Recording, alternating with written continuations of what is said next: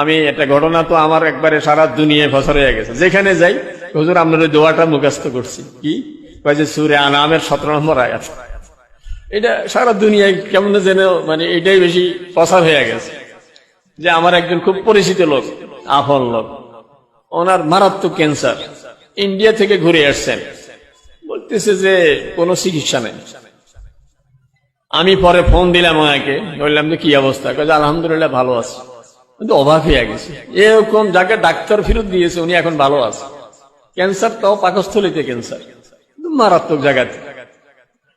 বলে ভালো আছি কিভাবে, কয় যে সূরা আনআমের 17 নম্বর আয়াত, ওয়াই ইয়ামসাসকাল্লাহু বিদুররিন ফালা কাশিফা লাহু ইল্লা হু। যদি কোনো বিপদে পড়ো তো বিপদ থেকে আল্লাহ ছাড়া কেউ উদ্ধার করতে পারবে। আর ওয়াই ইয়ামসাসকা বিখাইরিন ফালা ফাহুয়া আলা কুল্লি শাইইন কাদির।